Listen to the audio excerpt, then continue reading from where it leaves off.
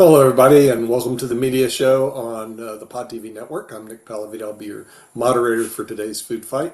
With that, I'm going to bring in from Southern California a person who's a former writer for Jimmy Kimmel Live, Rick Grosner. Rick, welcome to the Media Show from Hey. Southern Cal. Now we're going to Northern California. We'll bring in the author of the famous book, and I saw it on Barnes & Noble the other day, Just for Dummies. He's not a dummy, but he's a international feeding master. Bring in Jim Eade from Northern California. Now we're going to head way out to middle of nowhere in the outback and bring in the president of the Pacific Rim Council, Shaquille Latmer. And I believe they do have movies and actors over there too as well. And then, of course, the person that has 100 years of experience in broadcasting, our broadcast journalist who actually has a degree in this, Mark Lee. Okay, so with that, the first topic that we have today deals with the strike. Now we heard the writers are on strike. Now the actors are on strike. So we'll turn over to Rick because that's in your neck of the woods. Are you on any picket lines? I've been out there 3 times. I should be out there a lot more. So we've got about 12,000 writers on strike and 160,000 SAG-AFTRA actors on strike, costing the local economy an estimated $30 million a day in lost business, from all the businesses that support entertainment. And this means that this strike has already cost as much as the 2007 strike, which cost the local economy $2 billion. I expect now that this could go to November. And if it goes into November, it could go into January because nothing gets done in LA in entertainment between Thanksgiving and New Year's anyway. Mm-hmm. Okay, we'll go to Mr. Jim Eade. Since you're in Northern California, I guess it doesn't affect you. And since you just write just dummy books, it doesn't affect you either as well. But what is your thought on we have the actors now and the writers striking? But your show is, by the way, doing well in the ratings. I checked it the other day. Oh, thank you. It sounds like you're not on strike, but go on. What's your thoughts? Not yet. I don't belong to any of these. I think it's a remarkable show of solidarity because what we're talking about are the creative forces behind the entertainment shows that we watch and we value, asking to be considered part of the revenue stream. And going forward, this has changed dramatically recently with AI and with a lot of different forces at work. And another one is the streaming phenomena, where the shows used to go into syndication and people used to get paid. It could be just pennies on the show, but it could add up.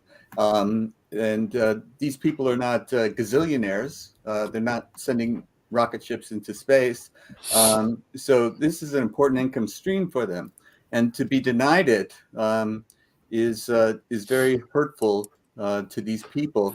And I think the actors, even the ones that are making millions of dollars a film, are showing solidarity that they've got to come to some resolution where they're fair to the creators on an ongoing basis.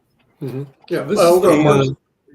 Yeah, I had a quick question for Jim and Rick. One of the things that I had heard recently, and I think Rick might know more about it than I do and everything, is that one of the concerns that we brought up on this show before is AI. And one of the things that I've heard that is being concerned and a fear is that even for the extras, and extras might have a very limited role in everything, that they can have the image of whatever they have created then be added back into other movies. So like, let's say you are sitting at a restaurant scene, they can then turn that into AI and you never get paid again and everything because there's not any royalty tied to it and all along those lines. But that is a fear that I've heard from some people in they stated it explicitly, the Producers Association, that we're striking against. One of their proposals was, you're a background player. You get paid your day rate for 10 hours of $178. And if we honor that proposal, then for your $178, they can take your image and use it in perpetuity over and over again. and not pay you another penny. And I understand, if you think about it, it's a nightmare to keep track of, AI trains on thousands and millions of faces. So it would be tough to keep track of it, to see who should get paid if they reuse something based on your likeness. So the AMPTP, the studios are saying, well, we're just going to avoid that complication by just not paying you. And you can, not that many sitcoms are sweetened anymore, but where they've added laughter to the punchlines. Mm-hmm. But when they do sweeten it, you're listening to the laughter of people who died 40 years ago. It's laughter that was recorded in the 1950s. Right. Interesting. Yeah, those laugh tracks are old, and oftentimes they are very old. And all along those lines, they might be still using some of the Lucy laugh tracks for some of the newer TV series and all in that space.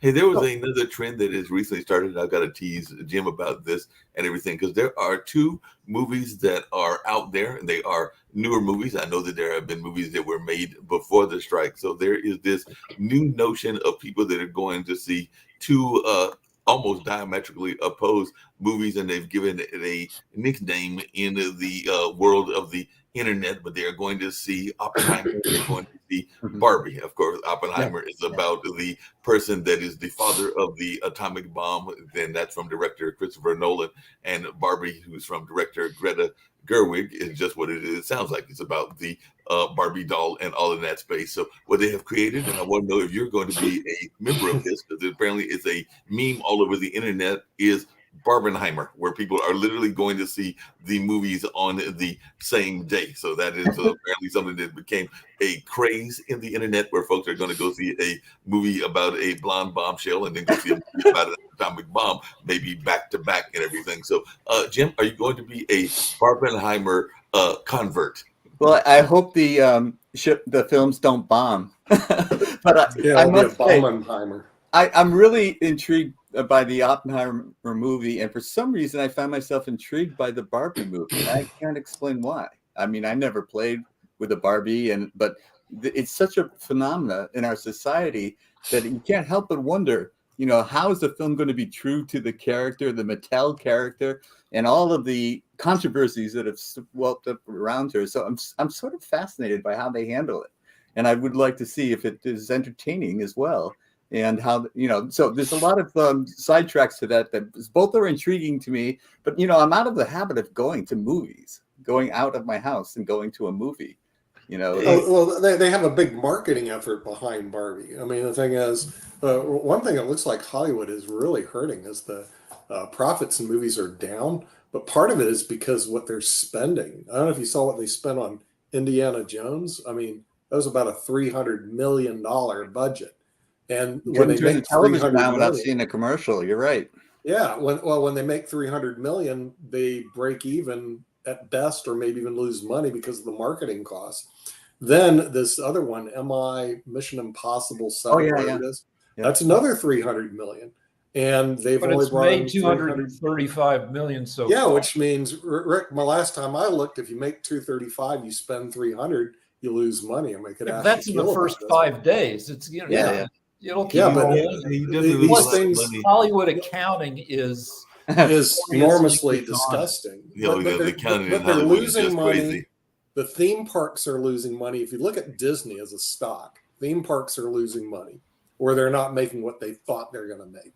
The Disney movies are losing money, or they're not making what they thought they're going to make. And between them losing in the movies, losing in their theme parks, the media industry, like then streaming services are down, that you see these big companies are being squeezed. Okay. They're not making the money they thought they're making. So what happens? The actors go on strike. They want more. Now, how does that make sense? So I apologize. I apologize for me briefly going offline there. I received a phone call. I am in another undisclosed location, and I'm tethering from my phone. So when I received a phone call from Africa, it booted me off. I can't help myself but to say, so Rick and Jim, would you then concede that unions are so bad for the economy, given that they're costing you $30 million a day? But don't stop it, Shaquille. Stop it. That's naughty. I will just say, though, I am not representing the Pacific Rim Chamber of Commerce on this show. I don't represent the council on this show. I do get involved in the movie business myself. I think it's an interesting thing. I think that it's fair and reasonable for actors and writers and other people involved, people behind the camera, people that in post-production, to want to be paid fairly for the work that they do. But I think there's a lot of people that do a lot of work on movies that are not successful, and they need to recognize as well, because you could be an extra in 100 movies that never go anywhere and you don't get paid anything, and then those more successful people end up getting paid something. So I think if we want to have a vibrant industry, we really have to do something to take care of the losses that are incurred, not just financially, but also in time, with all of those creative minds that come up with great ideas that just don't end up being popular. I think that that's something that we all need to look at if we want to have vibrancy and diverse views and all sorts of things. That in our media. Socialist to me. What was that? Sorry, I said that sounded socialist to me. But it's incorrect to say that unions and point the finger. It's just confirmation bias. Jim, we're back to the economy. I was joking. I was having a little tick. I was joking. I appreciate that. I don't think you're joking. I think you have a that was just said as an expression that has been. These people want guaranteed payouts, and they're letting the producers hold the bag. Hence, it's like this: heads we win, tails we win. But you, the guy who puts up the money, you lose. In other words, they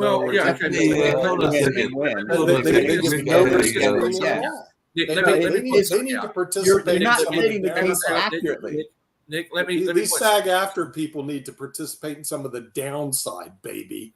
It's all for me. I want my guaranteed payment. I don't give a rat's rear with the producer. Not at all. Misstatement of facts. Right. Producers are doing fine. Producers do accounting tricks. John Cusack, the star of Say Anything from 30 years ago, where he holds up the boombox to the girl he loves. Everybody's seen that movie. He gets reports every year on, he's got net points, which is when the movie starts making a profit, he starts getting some of that profit.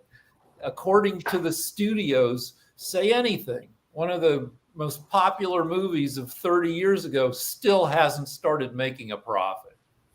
Yeah, but why would you demand more pay, or why would you demand more royalties from something that hasn't made a profit? Okay, so it has. It's the accounting system. They need to participate in some of the downside. They need to feel. They made plenty of money off of that movie. They made plenty of money off that movie.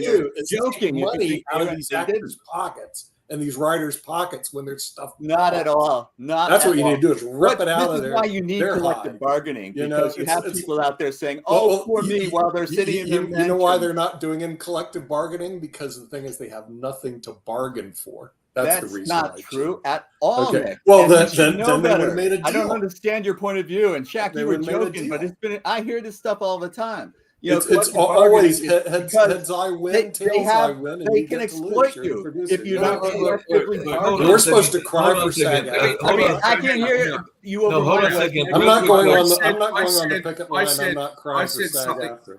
Forget it. Till they lose money in a deal, I'm not crying for SAG-AFTRA. They're just a bunch of crybaby actors. Forget them. Well, first off, oh,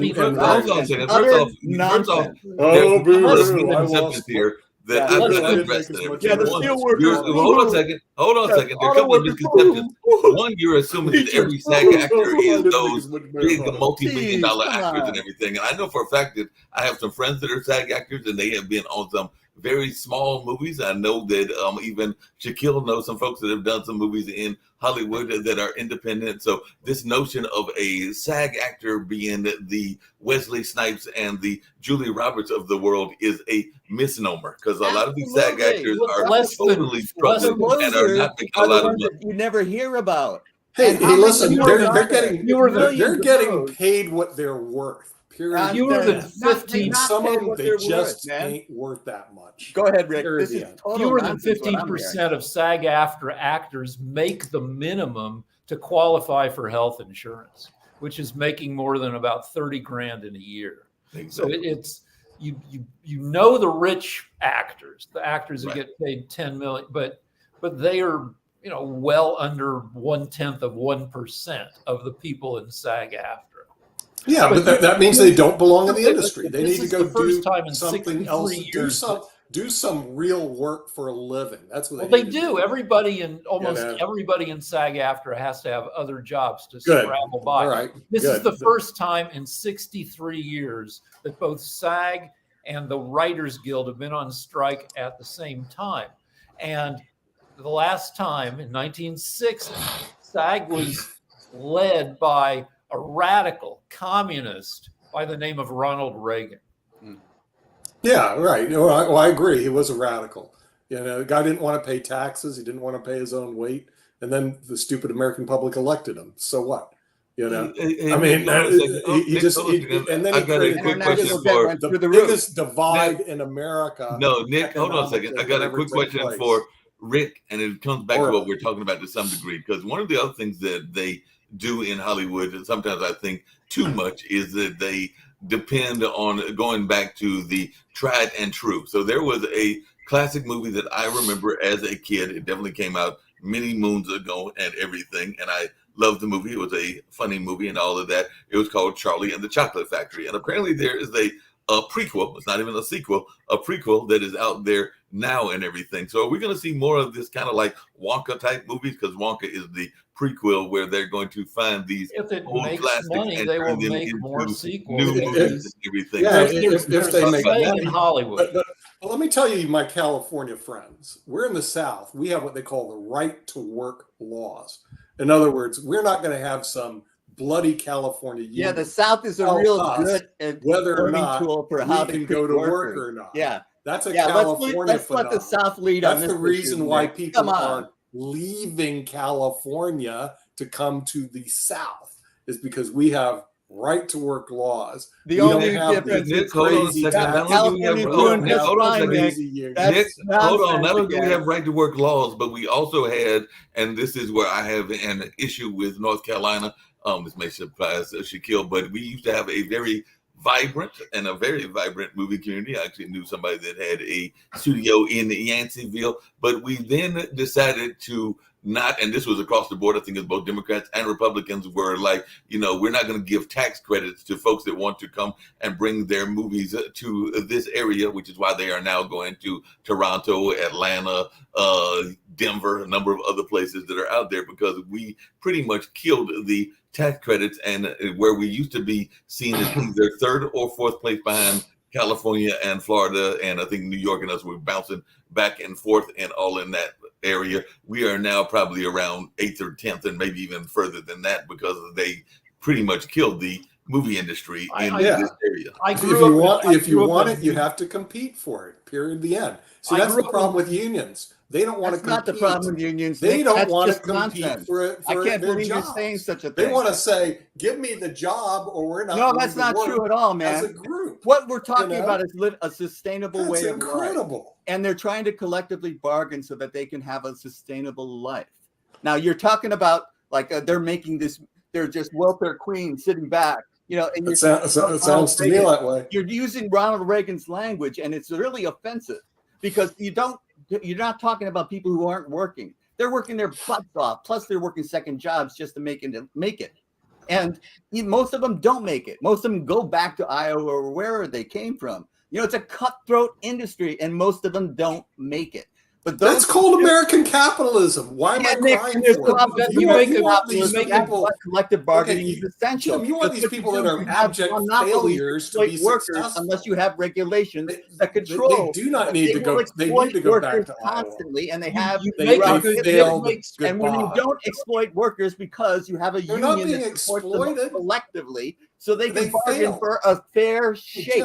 That's all they're asking for. They're not fair shake. No. They're not asking for a mansion in Hollywood like the producers have. Come on, they want to put a head of producers. Boo, they're not making more money. I'm so sad about the producers. Give me a Nick and James, you both make a good point, which is how goes entertainment is how everything goes later. We're always the canary. And if we don't fight off AI displacement in entertainment, you're going to see the same thing happen across all industries. The LA Times sports section just dropped sports scores, which is crazy. That's all. Yeah. Because they're so broke, they can't afford to print late at night to give the games time to be played. So no more sports scores, no more obits, no more, stock reports have been gone for, and undocumented aliens didn't do that. Technological disruption did that. It's coming for. But Rick, he gives a rat's rear. That's capitalism from years. That's like saying, I can't work on a farm anymore because farms are too efficient. Oh, the farmer's out of business. Too bloody bad. So the thing is, all the people that are in jobs that AI are going to displace, go get another job doing something else. Don't cry that AI is here and I'm going to fight AI. You're not going to fight it. Crying, You're going Nick. to what they're lose. doing is As they bargaining. say in chess, you no one's are crying, going Nick, and it's to lose. false of you to say that they are. They're out there striking, which is different from crying. Striking, yeah, that's really and beneficial. It's wrong of you to do that. It's I hope they stay on the lines wrong. and get You're absolutely sunburned. wrong to tell them that they are babies for striking. They are. No, they are. They need to You're grow up and get a offensive, job Nick. somewhere else. You're offensive to so many people. I can't explain this to you because it can't. They need to grow up and get a job somewhere else. These people are striking for their way of life. It's their Too creative bad. process at stake, and they are creative, and we value them because we tune into as my actuaries used to tell me. Too bad. Yeah, Go it's get not a job too bad, Nick. You can make it work for everybody, and So, that's Nick, the bargaining. hold on a second. You keep forgetting that there's bargaining. There's people on both sides. Nick, Well, obviously they're not doing well at and that. then they come to a consensus where it works for both. The people that have the ownership, they make lots more money. But the people that are at the bottom can make a sustainable live a life of dignity. And then we can sit back in our couches or recliners and watch the entertainment. Mentality. It works, they don't Nick. have an owner's Collective mentality. bargaining They're not willing works. to take the Unless risk. you got jackasses. Hey, listen, you're they big baby. don't want to take the risk. They just want the reward. That's not at all true. That's not true. There's a lot of risks that are taken by folks in No the risk for me. entertainment Just field. give me the money. No, I know how they win. I can't believe you're lying like this, Nick. I know how they win. And show me how I win. Trying So, to work is a risk. Take some risk. If you think being a producer is so good, really quickly, because you think it's so good and so good, get your butt off your they can be cut out of a job go become a every day, producer. Nick. It's a risk just trying to work. Jim, if they think it's so good, get your butt off the picket line and go become a producer. See how good it is. Oh, yeah. Hey, hold on a numbers second. game, Nick. You don't understand. The top 1%, there's not room for the other 99%. There's no room. There's no always room. room at the top. No It's one wants a to work numbers hard game. to get there. No, hold on a second. I've got a quick question for. Hold on. There's always other room at nine the top, second, buddy. Jim. They just don't work And hard. Nick, to I get got a there. quick question for. I got a quick question for. So that everybody's okay. So people don't rally and try to cut your head off because the French Revolution and all those types of things were because people were unhappy. They were starving. And when you treat people like that, they take up arms and they come and storm. Yeah, you probably just offer. Hold on. They storm your communities. They're not going to win tournaments with your attitude. Hey, quick question for both of you, and I'm actually. Oh, he's frozen up. That's what he gets for asking everything. I guess that was a quick question. A friend many years ago, and I think he's still trying to get this project off the ground. I need to get in touch with my friend Lance and see if that's the case. But I know for a fact that it is not always easy to recruit producers, because I had this friend that tried to recruit producers. He might have made the mistake of going to people like Nick that were lawyers, doctors, and Indian chiefs, and holding this big meeting in a big lawyer's office. And I think maybe like 2 people drove by and nobody showed up at the meeting at all and everything. But as one that has been in the producer lane, everybody hears this term producer. Can you tell to our audience about what it takes to be a producer? Because I know that you are a producer. You produce some shows. Shaquille's been a producer. They want him to put the bloody money up, and if they win, they always win. And he loses, and then they complain what a bad deal it was for them. I mean, but it's not always that easy. I like Shaquille's standpoint and everything. They want me to put up my hard-earned capital so they can earn guaranteed. And if something goes wrong, I take the loss. Okay. that's what Nick, investors if I do. make the a question was lot, directed then to they Shaquille. complain Try to about do that startups too. in And I'm supposed to Silicon The question was Valley. directed to I'm Shaquille. supposed to bring my Startup in violins Silicon out Valley. for Hey, these people? I'll just No, Put I a let can you stay shit startup on on the in me wood Silicon about there. Valley, and Nick. everything That's because how I it do have works. power. You I'll put your I'll money stay up, in my and house in then you Malibu. make They can it. stay If on they the. make it, you win, and if it doesn't make it, you don't. That's The Startup Valley in Silicon Valley. That's the life here.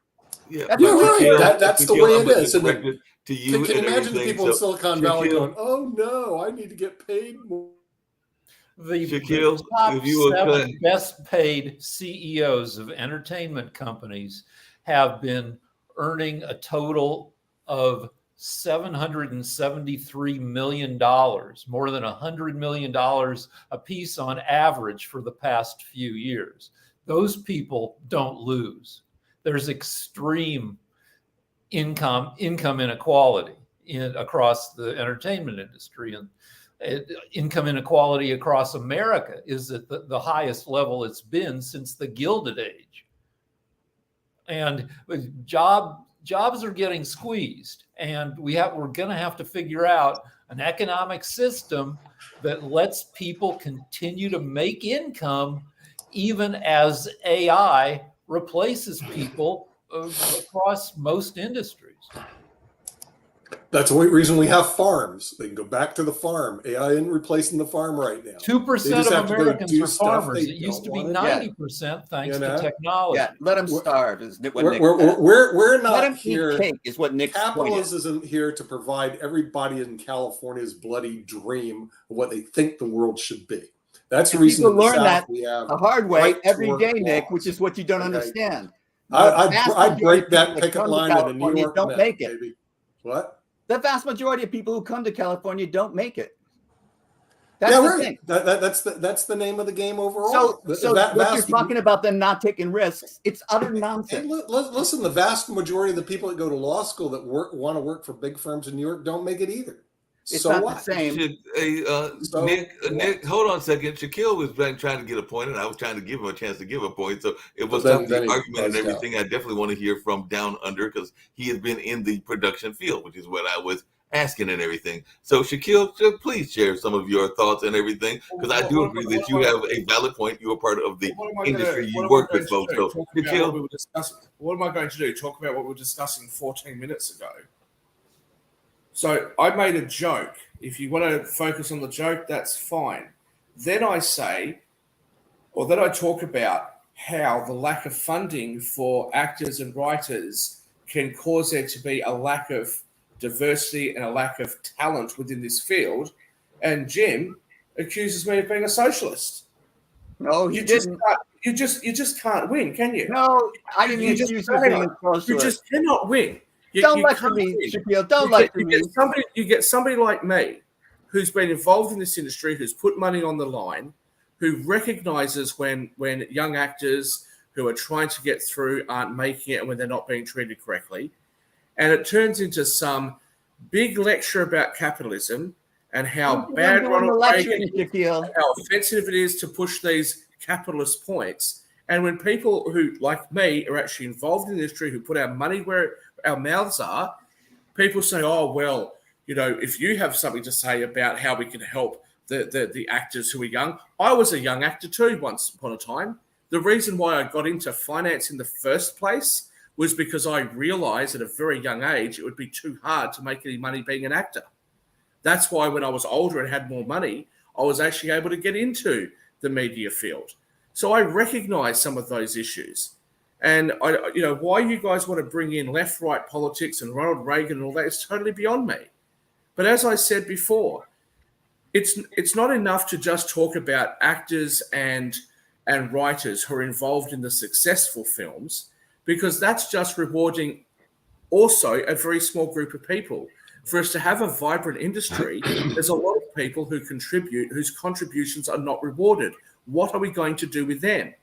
When you guys are talking about, Rick, when you talk about all those actors who don't have enough, who don't earn enough to have health insurance, and they have second and sometimes third jobs, that's correct. But even if you were to raise the minimum amount that actors are going to receive, the majority of actors are not successful enough to hit those minimums. So what are you going to do with all those other actors? they're just not going to get the opportunity in the first place. Is me pointing that out meaning that I'm a right-wing conservative, or is me pointing that out meaning that I'm a socialist? No, this is a serious issue. If you want to talk about how we're going to solve these issues for the people that contribute, what exactly are you going to do about all those actors who aren't employed on a salaried basis, who are contractors or who contract through an agency, who say, I'll do this particular job with no pay in the hope that it will lead to something else? Are you going to prevent them from being able to do that job for free and insist that they get paid? Because if you do, all that's going to happen is they won't have the opportunity in the first place.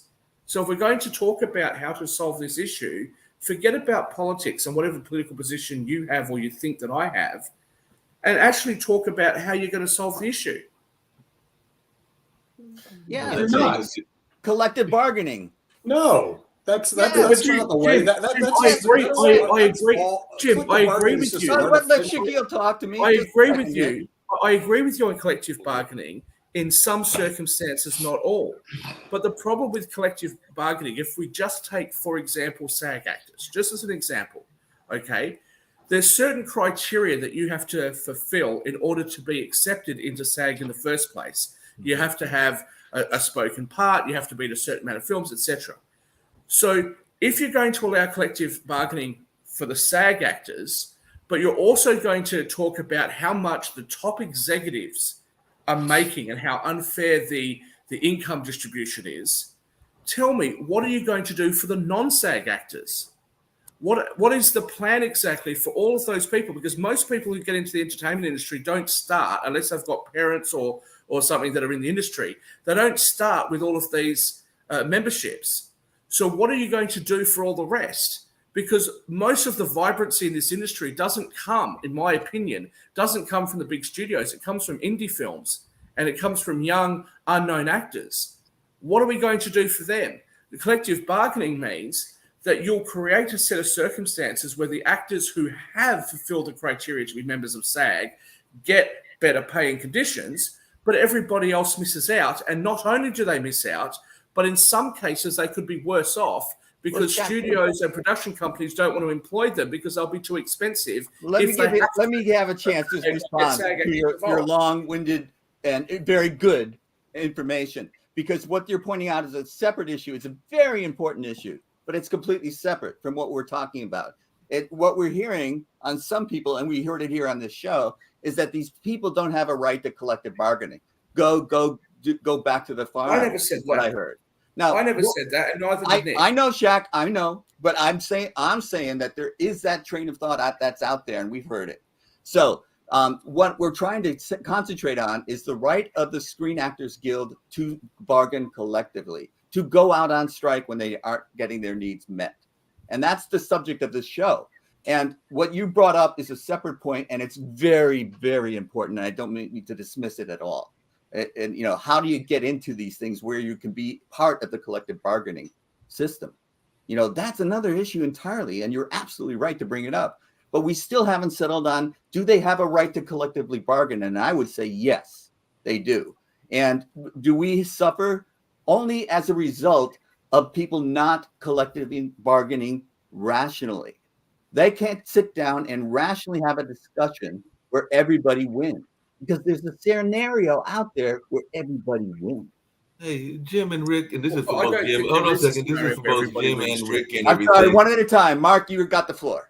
Yeah, Jim and Rick, this is for both of you and everything. And I'm just curious, and I don't know the answer to this one. In the collective bargaining agreement, there is a very active theatrical community that exists both there in LA, but it also exists around the country, which is a community theater and community-based theater. It is definitely what drives, in my mind, a lot of the entertainment world, because it's not just community theater, it's community music, it's community, a number of other things. Yeah. So what are the actors and the strike going to do on the local and community level? Because I think that's what a lot of people that are watching this show are thinking about, is what is this impact going to have, not just to me that is watching the movies and the television shows that are coming from LA and New York, but what impact is it going to have to those of us that are working in the field on a local level? And I have not read enough to know what the issues are that would address community-based theater. But if y'all have Well, I any mean, thoughts, please let me know. it's the Screen Actors Guild. There's nothing to stop people from continuing to do stage work, to do improv, to do plays, to do stand-up comedy.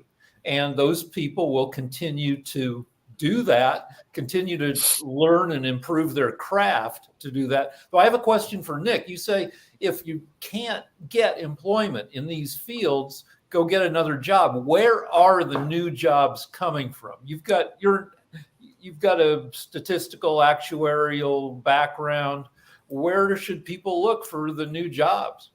There's actually a whole book written by Alex Ross called Industries of the Future, which demonstrates there's a lot of industries out there that are futuristic industries, ranging from anywhere in the energy sector, all the way into the high-tech sector, to the startups that are out there that are being innovative. Okay, let's get real. Actors aren't innovative. If they were, we wouldn't be here discussing it. Let's get real. They're not imaginative. What are they doing? They're trying to reproduce what somebody else, they're trying to pretend to be somebody else. And they want to get paid big bucks for it. Good if there was a demand for it, but obviously there's not. And so they don't deserve it.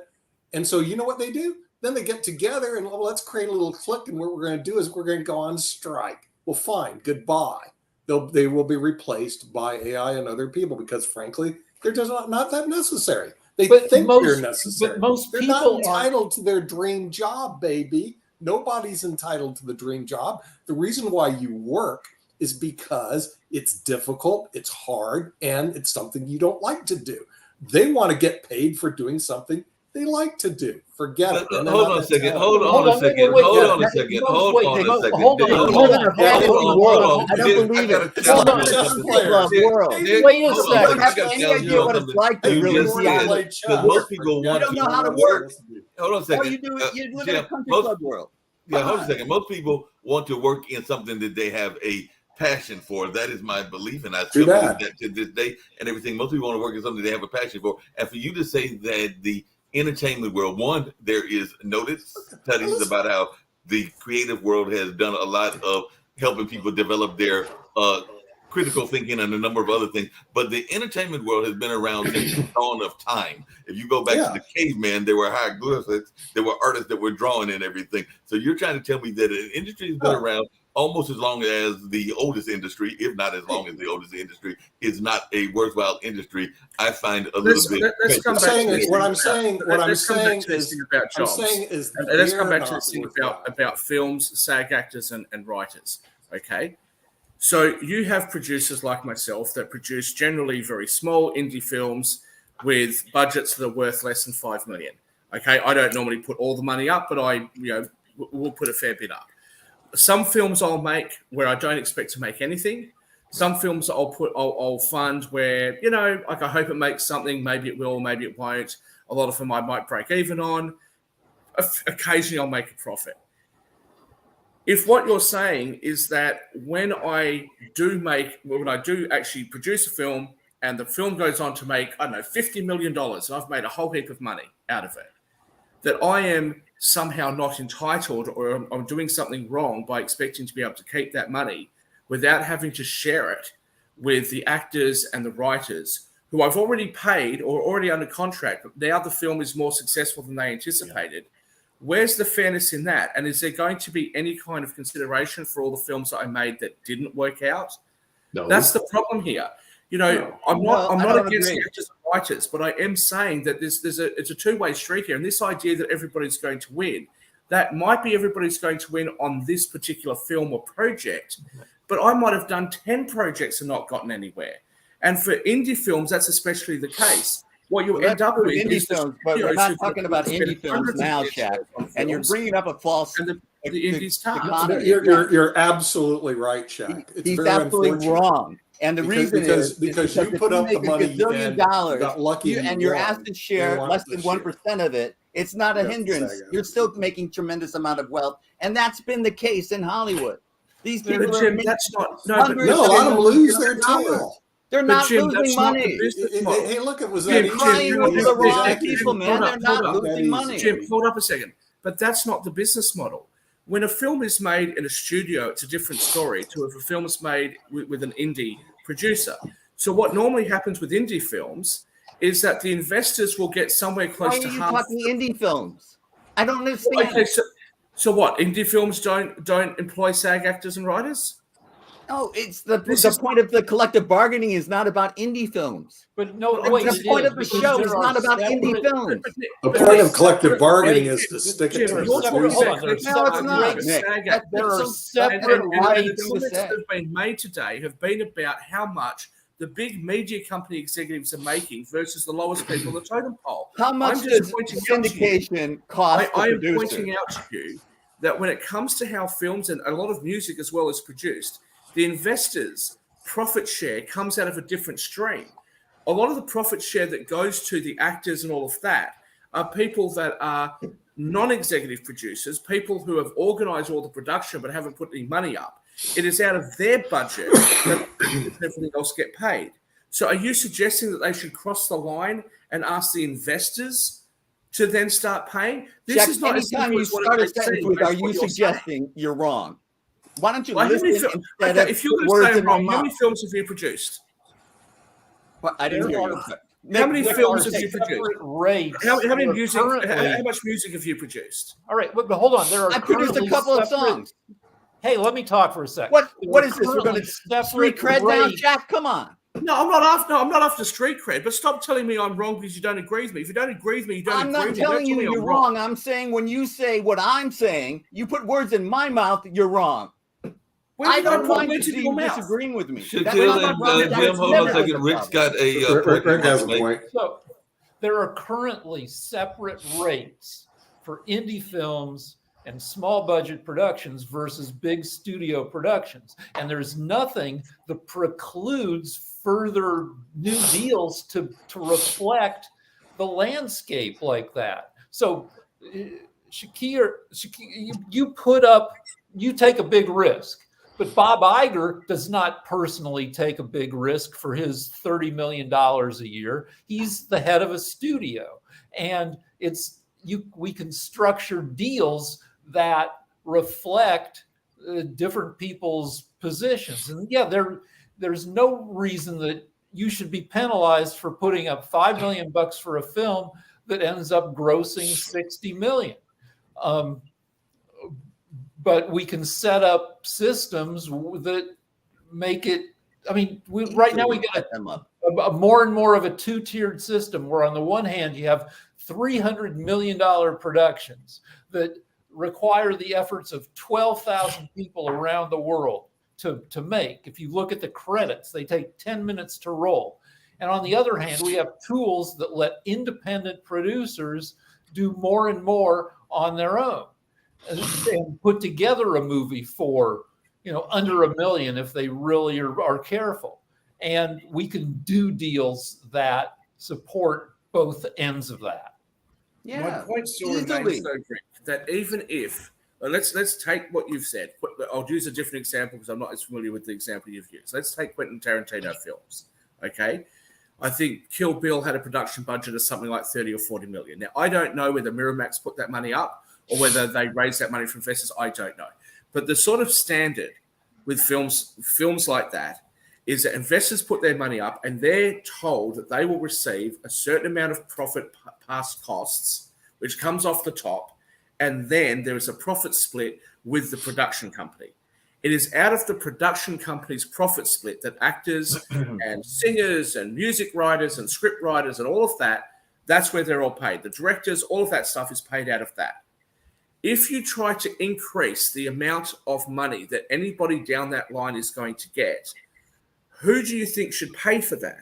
Should it be coming out of the investor's pocket, which is not unreasonable, but I'm just saying that you need to answer those questions. Yes. Should it be coming out of the investor's pocket or should it be coming out of the production company's profit? Because the production company also takes some level of risk. When you're talking about an investor model and they have a about a corporate model. Significant budget, budget, two different things. And not only do they have a much more significant budget, but they also, because of that budget, are able to spend significantly more on advertising. All of those things have to be taken into consideration as well. Shaquille, you're confusing the indie model, which is investor model, with a corporate model, which is what we're talking about. Their corporate model is not taking any risk. I just addressed the corporate model, Jim. No, I just said the big studio. The indie model again. I just said the big studios have bigger budgets. They advertise more. Right. They also take much more significant losses on films when they don't work out. Historically, they're making money, Shaquille, and everybody's getting paid.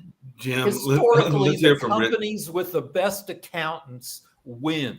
Net profit points are called monkey points because you're a monkey for taking them. Gross points are where you get a percentage of all money that comes in. Net is the money you're supposed to get when a movie starts making a profit. They never make a profit because the accountants are skilled. That's not how you know full well that's not how the accounting works on these movies. The accounting is for example, on a movie, on a feature film, the accounting works on box office sales. Okay, distributors, etc., say we're going to take X, and everything else is then split, and it's split on box office numbers. You can't fudge those figures. No, those are gross points. Gross points you can't mess with. That is if your movie, if people pay $500 million at the box office, and you've got gross minus points, this expense, minus that expense, minus that expense. Oh, look, we didn't make a profit. Net points are where everybody consistently gets screwed. Which I don't agree that happens consistently. That may happen with some studios. You can disagree, Shaq. It doesn't change the facts. I don't know. I've never had gross points or net points. Hang on. I think though that even if you were to believe that, what they're asking for right now isn't going to solve that problem either, because they're asking for a higher percentage of net profits, or they're asking for a higher upfront. Well, that's a good point. So how does that solve the issue? If you think that is using tricks, how is what they're proposing going to solve that problem? That's a really good point. The point is that what we have to do in collective bargaining is sit down and say, what's the problem, and how are we solving the problem? And until we accurately state the problem, we're never going to come up with a solution that works. So accurately stating the problem comes first. And then we decide, look, we were trying to negotiate not win-win, one person wins and the other loses. It's not like a law case. It's not like a controversial case. It's how do we all win? If we go in with that mindset, we collectively bargain well.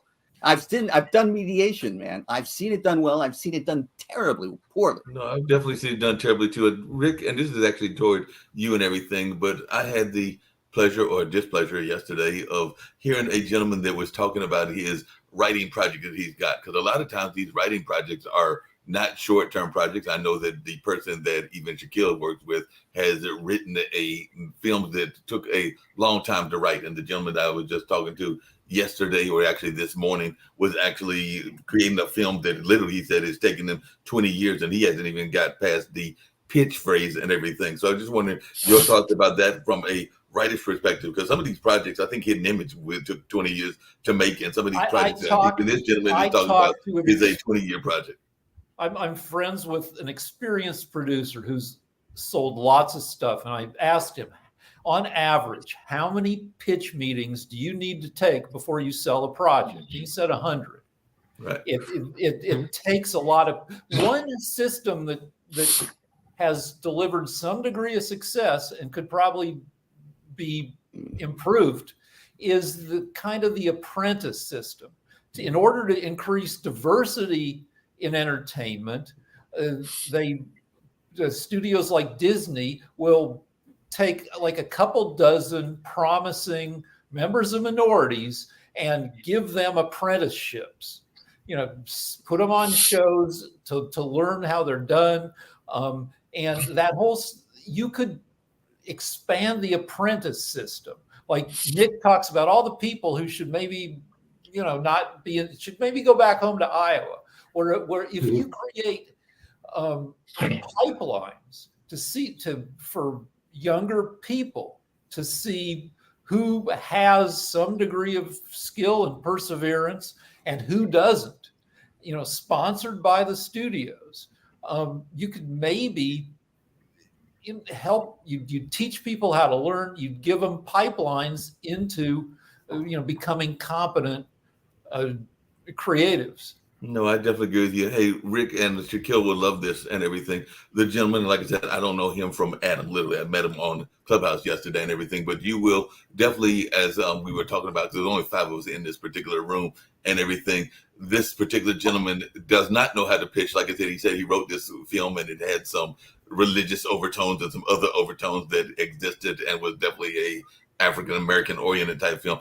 But his pitch, if I'm just going to be blunt and everything, and the gentleman, I didn't get his real name, so I'm not speaking out of school. It sucked because he took like literally about 30 minutes to an hour to explain his pitch, and any pitch that takes an hour is not a good pitch in my mind. You take that guy, and it took an hour elevator pitch. You take your friend and you bother to invest in it to kill, because it literally took him an hour to explain the film. You give him pitch lessons. You put him in a room with 30 other rookies. It's and a they skill listen set like any other. Yeah. But my point here is that we talk about shows that were syndicated and people still get residuals, and nothing crashed to the earth. Producers still made money. Lots of things are in syndication. Lots of shows didn't make it, but this situation worked. Now the world is changing now. And what we're having now is shows that are still being repeated all around. They're not in syndication, they're streamed. And there's nothing to say there's no residuals. So the world has changed for these people that were used to be able to say, hey, I had a hit. I was a writer on a show and I had a hit. And I get these residuals as a reminder. Yeah, I still got to work. It's not enough for me to pay rent, but I still got to work. But, it's nice. And they shouldn't get residuals. I haven't finished. They have, what they're asking for now is something in this changing world that allows them to participate in the success of others the same way, which is not outrageous to ask. It's not a big ask, and it's asking everything. To send out 12,000 residuals. It's not outrageous to ask for it, and as much as you might think I'm some right-wing conservative over here, no one said that, Shaquille, except for you. Well, show after show after show, you guys pick me as that. So that's not true. That's in your mind, and you got to get over it. I get called a socialist all the time. I don't mind. I get over it. Are you finished? Can I now? I'm finished. Yeah. Go ahead, Shaquille, and stop whining. Yeah, no. You're Mr. Sensitive over there. Now, it's not unreasonable for people to ask that, but the question is how it gets delivered. If we start talking about streaming services, the problem with streaming services is, if you make a documentary film, Netflix might pay around $100,000 and a very, very small residual. So unfortunately, oftentimes, especially with streaming, the money isn't there. Now, the money has to come from somewhere. It either has to come from consumers who are going to pay more for the product, which unfortunately in today's world, people really aren't paying because they're used to a lot of things for free, okay? Or they pay one fee per month and they get whatever they want, okay? Or in the alternative, would you say, Jim, that it's a situation where both win?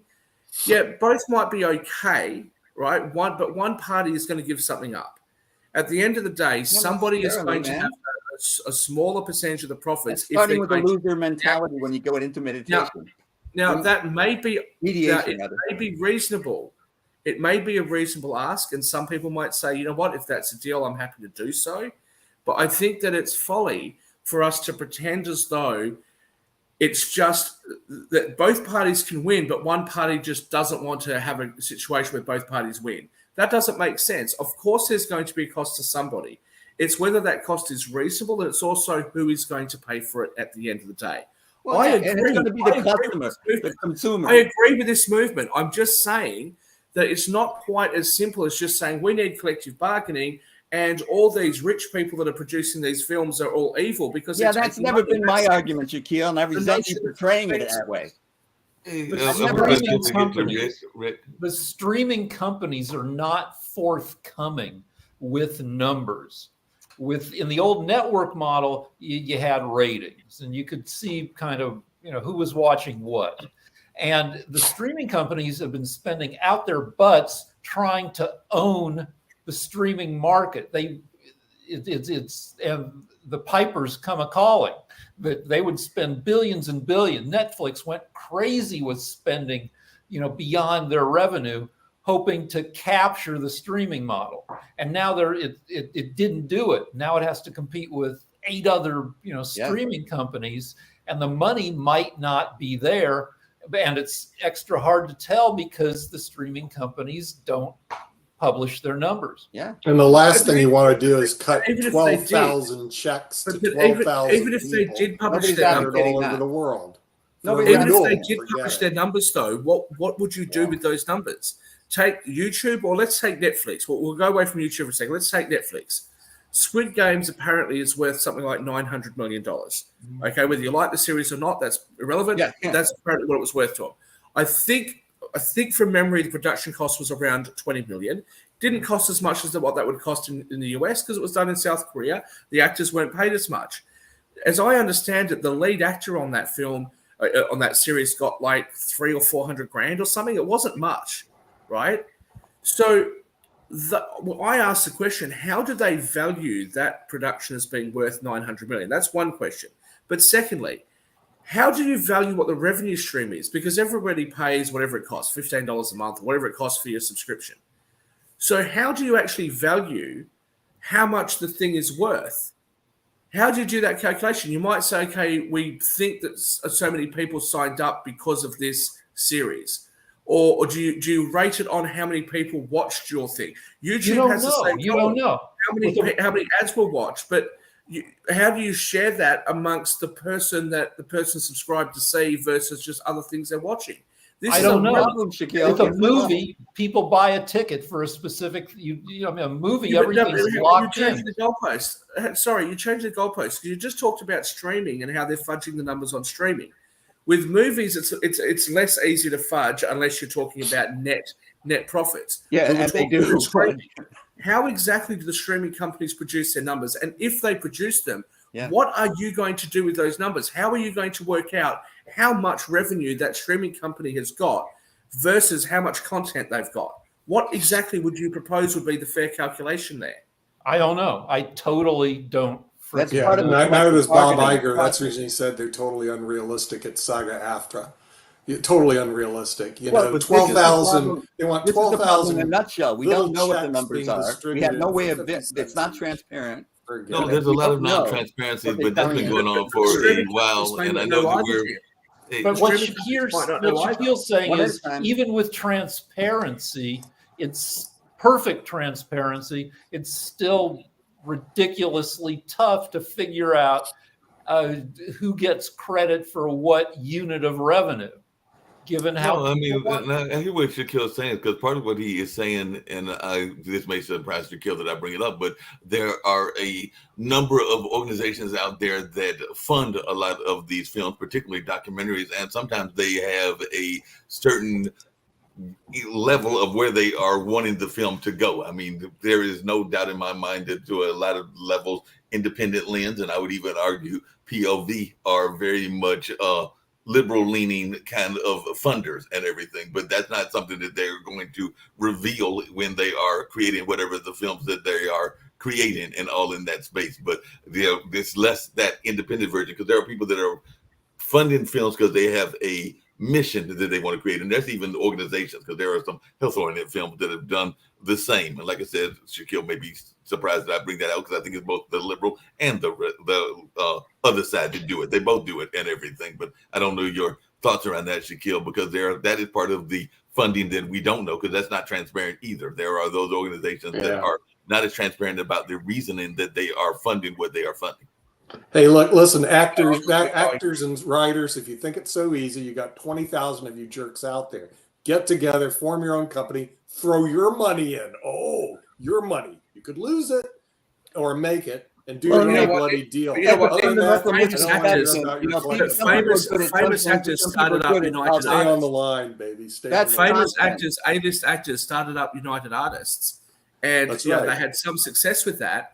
Yeah. But if you get a group of actors together, then they have all these issues with distribution and all this sort of stuff. And that's why I come back to the point that I made. That's the reason the executives make a lot of money. The problem that we have is that there is an extremely high failure rate in the entertainment industry. Mm-hmm. And if we really want to see vibrancy and new content and new ideas coming through, Don't we leave it have up to to the do executives. something. I don't know what that something is, but we have to do something to encourage new young people to come, or old people, whatever people, to come in to that industry. And the obstacles are so high, the revenue streams are so unclear, it becomes difficult. And what we're seeing today is just one group of people complaining, when it's a complaint that's shared by many people in this industry.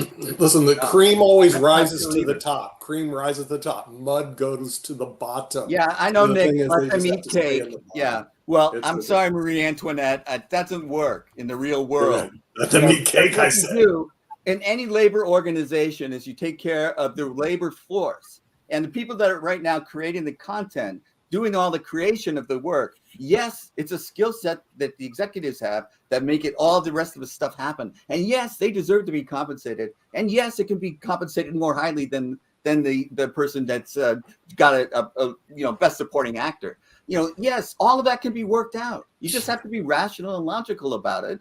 Sit down and talk.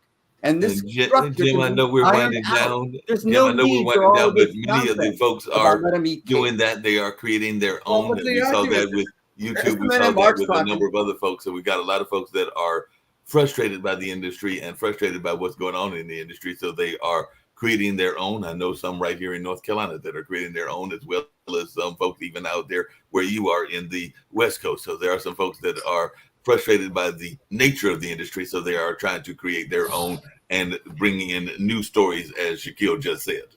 And with that, we're past the hour, argument- so we'll the have argument to of what you continue just the said about discussion executives not next needing week on the media show. We're past the hour.